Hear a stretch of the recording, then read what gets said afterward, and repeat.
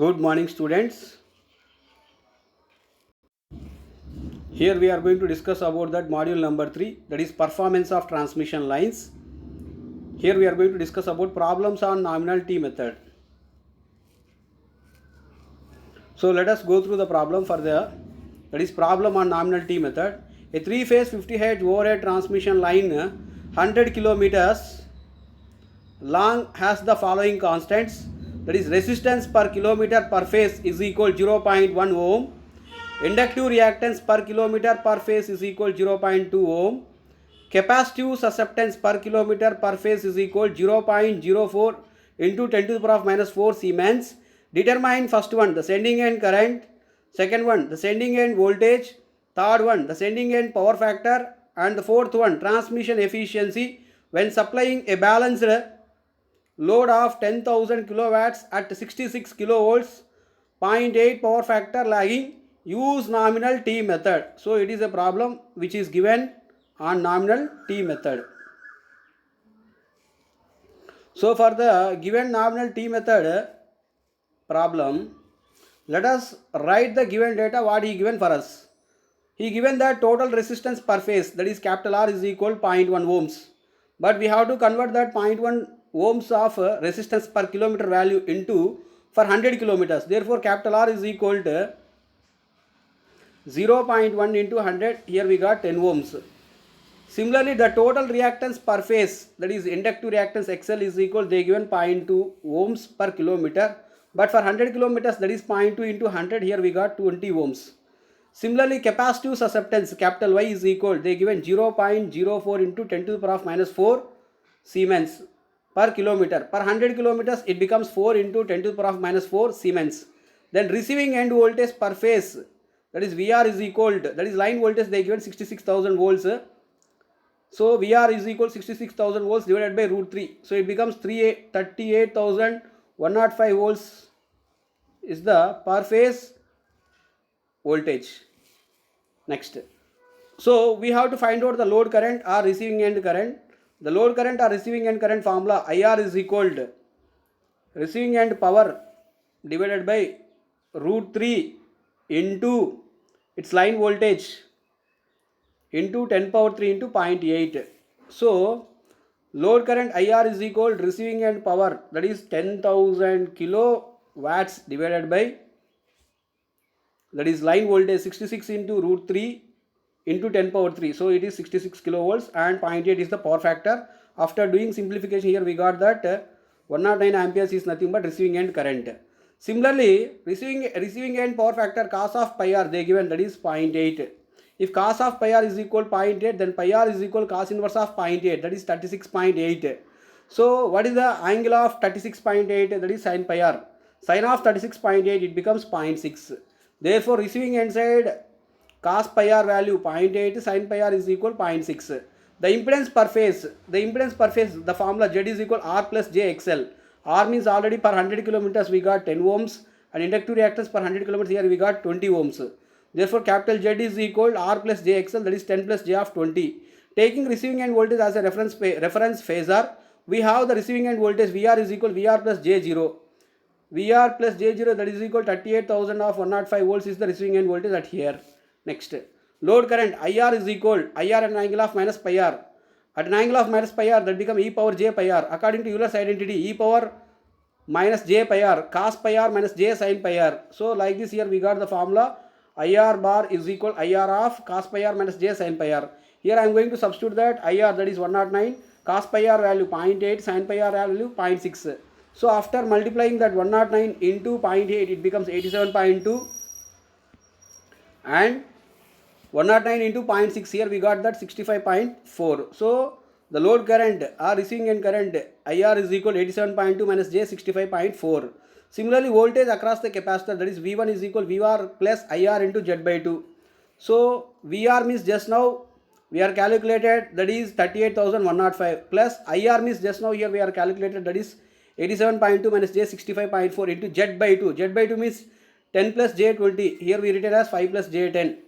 Then after doing simplification, here we got that voltage across the capacitors, that is V1 is equal VR plus IR into Z by 2. That becomes 39,195 plus J 545. Next, charging current, the current which is flowing through the capacitor IC is equal J Y V1.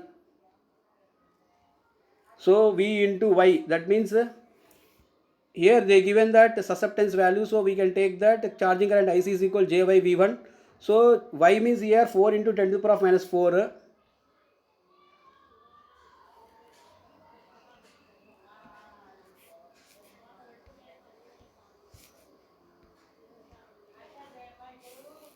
4 into 10 to the power of minus 4 into V1. V1 value is 39,195 plus J of 545.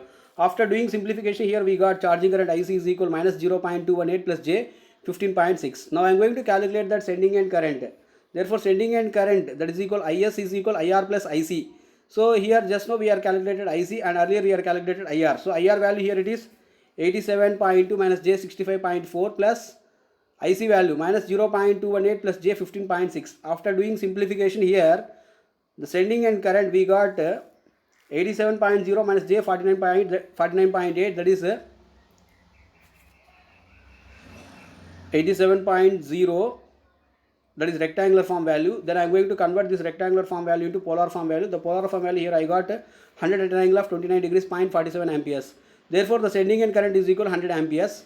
Sending end voltage Vs is equal, we know the formula, sending end voltage formula, that is Vs is equal V1 plus Is into Z by 2.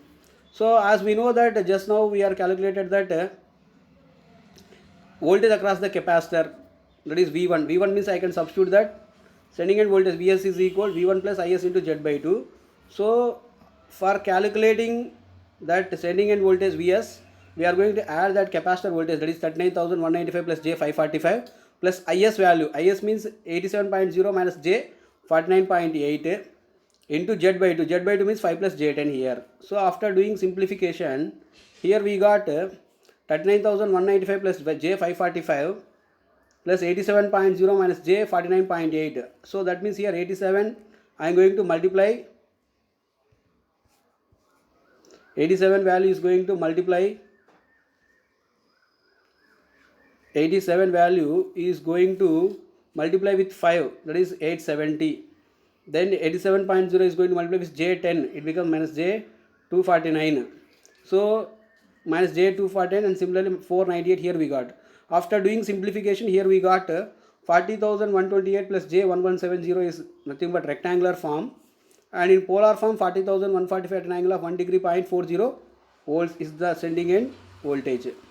Next, line value of sending end voltage, that means now we are calculated the phase voltage. If I convert that phase voltage into line voltage means 40,145 into root 3, that is 69,533 or 69.53 kilovolts.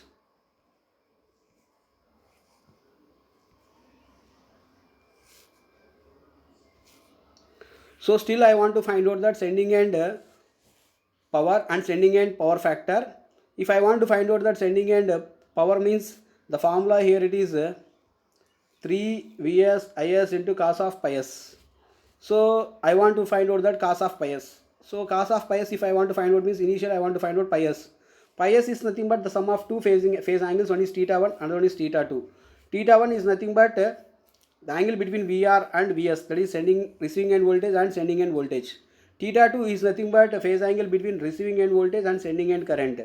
So here we got that value is 1 degree 0.40 and 29 degree 0.47 from the earlier calculations of sending end current and sending end voltage.